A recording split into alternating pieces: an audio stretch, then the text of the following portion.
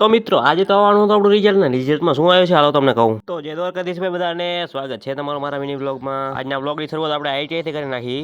તો સાઈટે પહોંચતા સાથે આપણે થોડાક મિત્રો મળી ગયા એને લીધે બ્લોગમાં. તો ભાઈ ઘણા સમયથી આપણો બ્લોગ નથી આવતા એનું કારણ તો આ પરીક્ષા એ જ પરીક્ષાનું આજે રિઝલ્ટ આવવાનું છે.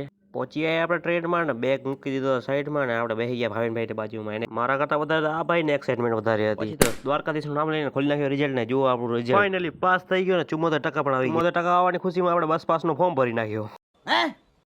मतलब वो अलग ही लेवल का बंदा था।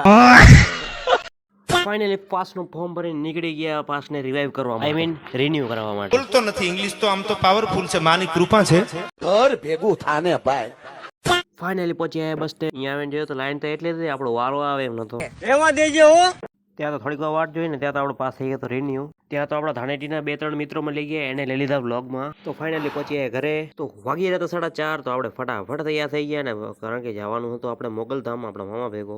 આ છે આપણો મામા. પછી તો મામાની ગાડી બેસીને પહોંચી ગયા આપણે મોગલધામ. તો ફાઇનલી પહોંચી આવ્યા મંદિરે. મંદિર અંદર કેમેરા શૂટ અલાઉડ નતો એટલે દર્શન કરીને નીકળી ગયા બજાર બાજુ. તો ભાઈ આને ના ઓળખતા તો કહી દઉં આ છે આપણા મામાનો છોકરો માધવ. પછી તો માધવભાઈને લઈ દીધો બેટ. પછી આવી ગયા શેરડીનો રસ પીવા.